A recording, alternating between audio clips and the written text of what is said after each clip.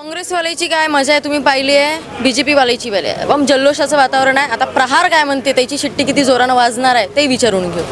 काय वाटते सर, प्रहार येणार आहे की काय? प्रहार येणार आहे. तर बाकीचे पक्ष म्हणून राहिले का नाही? बस सब भंगार. एक नंबर तुम आगे बढ़ो. काय वाटते, मतदान जेवढं झालं तर किती मतांनी निवडून येण्याची शक्यता आहे? लढत तिहेरी होती. ऑब्विसली क्लोज फाईट राहणार आहे. तरी कमीत कमी 50,000च्या मताधिक्याने प्रहारची सीट निवडून पहिले बोलून घ्या. दोन नंबरवर कोण राहील सर? आम्ही पहिल्या नंबरसाठी लढलो आहे. Second number doesn't matter to us. कोणी काय आता काँग्रेसवाले म्हणते की बीजेपीची बी टीम आहे म्हणते, बीजेपी म्हणते काँग्रेसची बी टीम आहे. बी टीम बद्दल आणि जे सी टीम बद्दल आहे, याच्या आधी आपले पक्षप्रमुख बच्चूभाऊ कडू यांनी सांगितलंच होतं काय होतं तर. आणि आता तर हा आजचा जो एक अंदाज आणि माहोल पाहिला त्यानुसार तर शिट्टी वाजणार 100% वाजली. बच्चूभाऊचा जो प्रचार झाला कसा झाला आणि किती लोकांनी तुम्हाला दिला असा सपोर्ट? असं वाटतं 100% शिट्टी येणार. 100% जनतेचा होता सपोर्ट होता. सपोर्ट 101%. कोणता वर्ग जो आहे, मतदार वर्ग तुम्हाला असं वाटते तुम्हाला मतदान केलंय? सगळीकडे पूर्ण माहोल पूर्ण शिट्टीचा सगळा. आता बीजेपी वाले म्हणते की हिंदू समाज सगळा आमच्या सोबत. नहीं ऐसा नहीं. वक्त बताएगा, टाइम बताएगा ना, समय बताएगा ना. बीजेपी वाल्यानंच आम्हाला मतदान केलं आहे. बडनेरासह अमरावती, अचलपूर, मेळघाट इकडे प्रचंड बहुमतानं चिठ्ठीचा आवाज वाढलेला आहे. आणि त्याच प्रकारे दिवसातही मोठ्या प्रमाणात आम्ही लीड घेतलेली आहे. मॅडम काय बोलता? काऊन बा असं काऊन? कारण दुसऱ्या इकडे बीजेपी वाले म्हणते आम्ही एकदम 100% तन मन धन नवनीत राणासोबत होतो. नाही, आम्हाला कालच एका वरिष्ठ नेत्यानं फोन केला रात्री, धपाधप शिट्टी वाजून द्या म्हणे. आज दिवसभर शिट्टी वाजली. 4 जूनला सगळ्याची शिट्टी वाजून दिनेश भाऊ प्रचंड बहुमताने निवडून येणार आहे. काय बोलता? किती कॉन्फिडन्स आहे? कॉन्फिडन्स तर आहे भरपूर आणि येऊन पण जाईल. दिनेश भाऊ येते काय? हो भाऊ येतात. काय वाटते, कसं मतदान झालंय? चांगलं झालं, भरपूर चांगलं झालं. देवाच्या कृपेनं खूप चांगलं झालं. थोडेसे बोलणारे बोलवा. हे बघा, आता तुम्ही कोणत्या पक्षाचे लोक इथं बघितले आहे, बरोबर आहे. आता प्रत्येक पक्षाचे लोक तुम्हाला दिसून राहिले. कशासाठी? दिनेश बुबले आणण्यासाठी. दिनेश बुब काय करते माहिती आहे काय? इरविनचे जेवढे लोक आले, बिमार लोक असले त्याला सपोर्ट करते. तो रोजचे 1400-1500 लोकांना जेवण चालते. त्यामुळं तो ग्रामीणमध्येही फेमस झालेला आहे. काय आता सिट्टी सगळे एकली चालली आहे. आणि त्याच्यानंतर मामिडन लोकही त्याला सपोर्ट करून राहिले आणि जय भीम लोक सपोर्ट करून राहिले. भाजपला वोटिंग कोणीच नाही केलं, कारण की हिनं शानपणा केला होता. तो शानपणा तिच्या अंगात आला होता. ते जे होतं ते आता तिला माहीत. हे सरळ बोलतो. याच्यामध्ये आता आमच्या मंडपमध्ये प्रहार जनशक्ती पक्षाचे अध्यक्ष राजकुमारजी पटेल नाही आहेत किंवा बच्चूभाऊ कडू पण नाही आहेत आणि दिनेश पण नाही आहेत. त्यामुळं अधिकृतरित्या मी प्रहार जनशक्तीची भूमिका मांडण्यासाठी त्याला लायबल किंवा अधिकृत नाही आहे. परंतु जो याच्यामध्ये मी ॲडव्होकेट आहे, हा जो सर्वे आमचा इंडिपेंडेंटली सर्वे केला, आफ्टर इलेक्शन केला, आतापर्यंत आला, अद्यापही अंतिम टक्केवारी मतदानाची आली नाही. इलेक्शन कमिशन केलं नाही, पण अंदाज 60% आहे. त्यामध्ये आम्ही म्हणजे प्रहारच्या अधिकृत भूमिका मी घेत नाही, कारण माझ्या पक्षनेत्यांनी अजून मला ते ऑथराईज केलं नाही. आम्ही निश्चितपणे अमरावती लोकसभामध्ये दिनेश बुबे निवडून येतील आणि ही जी आकडेवारी आहे ही आफ्टर इलेक्शन दिसेलच. आणि याचा बेस आहे की या ठिकाणी असं प्रेस किंवा सगळ्यांची कल्पना होती की तिथं बच्चूकडू नाही आहे.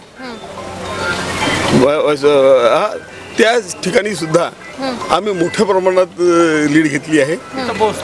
सगळ्या चांगल्या आमच्या कार्यकर्त्यांनी अतिशय मेहनत घेऊन आणि कम्पॅरेटिव्हली फायनान्शियल खूपच कमी आमचा खर्च झाला. पण जनशक्ती विरुद्ध जनशक्ती होतं, काय वाटते?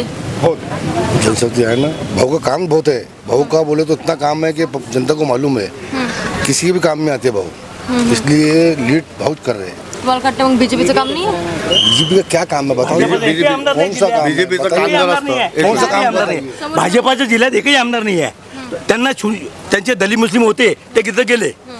दलित मुस्लिम होते ना ते गेले. भाजपचा एकही आमदार जिल्ह्यात नाही आहे. मग त्यांना शून्यापासून सुरुवात करावं लागणार. हो आमच्यापाशी कसं आहे हो मेघापासून राजकारण पड्यात धुवत येऊन राहिले. बच्चूभाऊ कडू चांदूबाजा अचलपूर दर्यापूर धुवत आम्हाला अमरावती बोलतात. आज धक्का द्यायचा फक्त दिला आम्ही धक्का तो दिला धक्का दिला म्हणजे हो कट्टा शिवसैनिक आहे शिवसैनिक म्हणजे सारे शिवसैनिक दिलीप भाऊचं काम करू राहिले सगळे उद्धव साहेब सांगितलं आम्ही अमरावतीसाठी नको आम्ही महाराष्ट्राचे आहे अमरावतीसाठी दिलीप भाऊ काम है ना बच्चू भाऊ का काम है ना जिले में काम है बच्चू भाऊ का बच्चू भाऊ के नेता तो है नहीं है.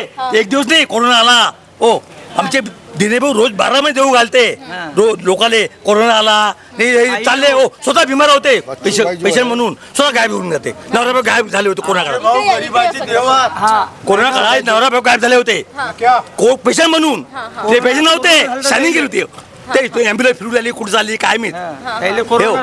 एक मिनिट असे आहे की शिवभोजन त्याच्यानंतर रुग्णसेवा वगैरे ह्या ज्या त्रुटी निघाल्या स्कीम निघाल्या हे याच्या अगोदर दिनेश बुकनं चालू केलेलं होतं.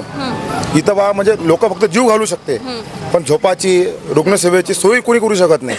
तर इथं तुम्ही बघू शकता आता हल्ली पण की इथं तुम्हाला म्हणजे रुग्णांच्या नातेवाईकांसाठी झोपाची जेवणाची राहण्याची व्यवस्था करून देणारा असा मला तुम्ही या अमरावती जिल्ह्यातला नाही तर महाराष्ट्रातला असा कोणता कार्यकर्ता दाखवा आणि ते निस्वार्थी भूमिकेमुळे. आणि त्याच्यानंतरही आता शिवभोजन समजा 10 रुपयाचं आहे तर कोणी कोणी आम्ही आमच्या डोळ्यानं अक्षरशः बघितलेलं आहे की त्याच्याकडे 10 रुपये राहत नाही तर भाऊ म्हणते तू पहिले जेवण करून घे नंतर 10 रुपये नंतर बघू. अच्छा माझं म्हणणं हे आहे की दिनेश भाऊ हे 12 महिने 365 दिवस रुग्णांना जेव घालवते आणि बच्चू भाऊची उमेदवारी जी दिलेली होती हे विकास केवळ या अमरावती जिल्ह्यात विकास झाला पाहिजे. गरीब तरुण आपला अपंग शेतकरी आहे शेतमजूर आहे कामगार आहे आपला त्याला न्याय भेटला पाहिजे. आणि आम्ही एवढं सांगतो का विजय जे होणार आहे ते दिनेश भाऊचा होणार आहे आणि का हे सगळं जनता आमचे शिवसैनिक असो प्रहार असो अधिक कोणत्या पार्टीचे पक्ष असो हे दिनेश भाऊ सोबत जाहीरपणे आम्ही पाठिंबा दिला आणि त्यांच्या खंबीरपणे उभे आहे. आणि बच्चू भाऊ नेहमी अपंगासाठी पण आपण समजा केव्हाही त्याला फोन लावा दिनेश उभला रात्री 2 वाजता. मी काय म्हणतो बीजेपी वाल्यांना म्हटलं की पाऊस आला म्हणे आज इलेक्शनच्या दिवशी पाऊस आल्यावर आता म्हणते किचड होते किचड झाल्यावर कमल उगलते. कमल नाही कमल नाही उगलं ते कमल दबलं ते दबलं मॅडम कमल दबला नाही नाही एक मिनिट वाजले म्हणून त्यांना भेव आहे. नाही ऐकून घ्या ना कमल नाही एक मिनिट प्रहार पक्षात 2 आमदार आहे. कमळ दबलं ते चिखलाच्यानं आणि शिट्टीमध्ये पाणी जरी गेलं तरी शिट्टी वाजते. कमळ कसं उगवते तुम्ही म्हटलं की कमळ उगवते पाऊस आला हे कमळ उगवण्याची पद्धत आहे की मोबाईल त्या तिथे जायचं मतदान केंद्रावर जायचं कमरची बटन दाबायची फोटो काढून आणायचा आणि 1000 रुपये येऊन बाहेर घ्यायचे.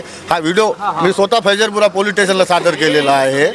मग पाऊस जो पडून होणारा जो चिखल होता तो कोण्या पद्धतीचा मग निवडणूक आयोगाची भूमिका काय असेल याच्यावर कारवाई करायला पाहिजे निवडणूक आयोगानं करायला पाहिजे. हुकुमशाही आणि तानाशाही जमणार नाही लोकशाही या जिल्ह्यामध्ये दिसली पाहिजे. निवडणूक आयोगाने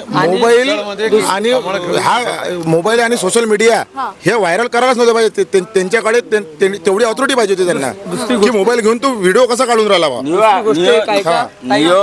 निवडणूक आयोग जे आहे ना त्यांनी कारवाई केली पाहिजे या मुद्द्यावर. मग एकंदरीत इलेक्शन कसं होऊन राहिलं बा या वर्षीचं म्हणजे असं वाटू राहिलं का एका तानाशाही हुकुमशाही विरोधात होत आहे. लोकशाही वाचवली पाहिजे या जिल्ह्यातली. एका तानाशाही हुकुमशाही आहे. 23-24 तारखेचं जे मैदान होतं त्याच्याबद्दल तुम्ही आमच्याला पुरावे असताना आम्हाला आमच्याजवळ त्याची हे होती बुकिंग होती परवानगी असताना तुम्ही त्याच्या विरोधात बोलता आणि वरतून ते अमित शहाजी येते आणि ते मैदान घेते पण जनतेच्या याच्या न्यायालयात तुम्ही हरणार आहे. तुम्ही जरी कोर्टात जिंकले असन मैदान जिंकले असन पण ह्या निवडणूकच्या याच्या जनतेच्या समोर तुम्ही हरणार आहे एवढं आम्ही सांगतो. कारण की हुकुमशाही तानाशाही जमणार नाही. आम्ही इथं लोकशाही आम्ही वाचवण्यासाठी इथं उभे आहे. आम्ही प्रहार पक्षाचे उमेदवार आहे. प्रवीण पोट्याला पालकमंत्री बोलले होते प्रवीण पोट्या पालकमंत्री बोलले होते बच्चू भाऊ घरात घुसून मारतो म्हणे हो एवढी झाला गेली. असं असते काय राजकारणात दुसऱ्या दिवशी असं असते भाऊ रामराम आज राजकारण संपलं असं असते काय. तुमचे बच्चे भाऊ इथं लय देते म्हणते काय बिलकुल भाऊ पैसे नाही वाटत पैसे नाही हो धमक्या ना बिलकुल नाही सगळ्या प्रेमानं तो मराठा आहे तो डायरेक्ट भाजप म्हणते 100 एकर शेत बरं काय वाटते मग शिट्टी किती मतांनी? शिवपुराचे नाव 100 एकर हनुमानगडची जमीन हडपली तिनं. जमीन हडपली. Delhi public school Delhi public स्कूलच्या नावावर ते जागा हडपली आणि भूत लावलं होतं हे हडपून आली होती. त्याच्या बाजूनं BSLचं ऑफिस आहे बरोबर आहे ते हडपून राहिली होती ते पण ते जमले नाही तिचं भजन तिथं ते जमलं नाही ते BSL वाल्याने काढलं नाही तर ते हडपली होती तिनं. मला सांगा हा रेल्वेचा मैदान आहे हा गव्हर्नमेंटचा असतो त्या मैदानावर त्यानं बूट टाकला आता ते विकत घेतलं तुम्ही ते चालू द्या. आता हा मैदान विकत घ्यायची तयारी आहे का तुमची? 23 तारखेच्या बुकिंग असताना तुम्ही तानाशाही हुकुमशाहीचं काय आहे? लोकशाहीसाठी आम्ही तिथं उभे होतो ना बच्चूभाऊसाठी. हा परवानगी असताना अधिकारावर दबाव टाकला वरतून काय झाला काय माहित किती हे झाले परिणाम. तुम्ही कोण हटले हो मग प्रहारवाले कोण मागं हटले बा?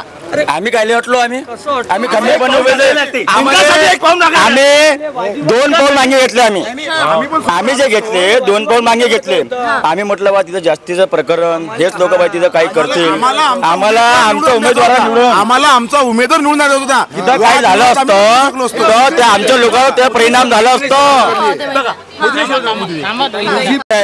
किंवा तुम्ही समोर गुंडे गेले समोर आम्ही पण जाऊ शकतो 10 आणि 100ला जाऊ शकतो आम्ही पण आम्हाला आमची तिकीट निवडून आणण्याची होती आम्हाला आमची वोट बँक पाहायची होती पहिले नाही तर आम्ही जर वादविवाद समोर ढकलला असता तर आज हे सगळे लोक आम्ही सगळेजण अंदर राहिलो असतो. आम्ही रक्तदान करून त्यांचा निषेध केला आम्ही करणार पण आम्ही रक्तदान आमची भूमिका जी आहे आमच्या संकल्पना तो आमची भूमिका आमची संकल्पना प्रामाणिक आहे. काय वाटतं किती किती मतांनी येईन बा सिटी कसं आहे आता लोकशाहीतला सर्वात मोठा महोत्सव जिल्ह्याच्या बाबतीत लोकसभा मतदारसंघाच्या बाबतीत तो महोत्सव संपला आहे आणि आता पूर्ण मतदारसंघात खेळीमेळीचं वातावरण एकोप्याचं वातावरण असणं नितांत गरजेचं आहे कारण परत 5 वर्षांनी येणारी निवडणूक असेल त्यानिमित्तानं अमरावती मतदारसंघातील सर्व लोकांना माझ्या वतीनं आव्हान राहील की आपण परत एकोप्यानं राहू. आत्ता जो निर्णय झालेला असेल तो निर्णय पेटीबंद आहे तो 4 जूनला बाहेर येईल. 3 नंबरवर येईन म्हणते सिटी भाजपा म्हणते नाही 3ला येऊ 6 नंबरला येऊ आता त्याला महत्त्व नाही. आता नेमकं जे साध्य करायचं होतं अमरावतीकरांना ते अमरावतीकरांनी नेमकं साध्य केलं असं निष्पन्न होते. काय साध्य नेमकं करायचं काय होतं प्रहारवाल्याला? आता कसं आहे अमरावतीमध्ये बी टीमचं काम चालू आहे म्हणते. नाही बी टीम असो ए टीम असो सी टीम असो याला काही तथ्य नाही. ह्या आता 3 गोष्टी आहेत कोणाला लांछन लावणं कोणाला चिखलफेक करणं ह्या गोष्टी सार्वत्रिक निवडणुकीत झाल्यापेक्षा विकासाच्या बाबतीत आणि सकारात्मक लोकांना ऊर्जात्मक निवडणूक व्हायला पाहिजे.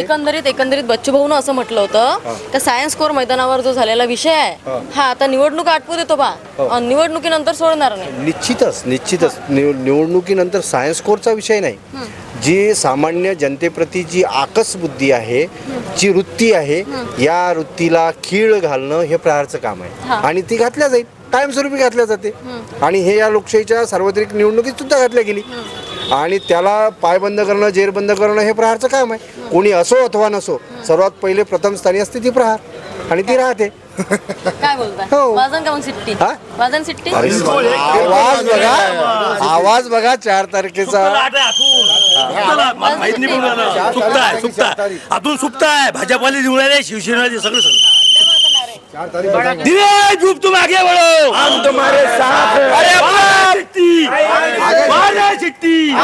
अरे अपना बिड़ो बच्चों पढ़ो अरे अपना बिड़ो बच्चों को तुम आगे बढ़ो अशा पद्धतीनं भाजपाचे माहोल तुम्ही पाहिलाय काँग्रेसचा माहोल पाहिलाय आणि प्रहारचा माहोल पाहिलाय तर म्हणायला हरकत नाही का प्रत्येक पक्ष आपापल्या फुग्यात आहे पण अमरावतीची जनता नेमकी आता कोणाला मतदान करणार आहे हे आता येत्या काळात समजेनच. तरी अमरावतीचं राजकारण गाजलंय नाही हो चांगलंच गाजलं महाराष्ट्रभरात गाजलं बच्चू भाऊनं गाजवलं असं म्हटलं तरी हरकत नाही. पाहू मग आता प्रहारची जागा कुठं आहे 1 नंबर 2 नंबर 3 नंबर 1 नंबरच राहणार आहे 1 नंबर आहे. पुढचा व्हिडिओ लवकरच येईल सबस्क्राईब करून ठेवा आणि धन्यवाद.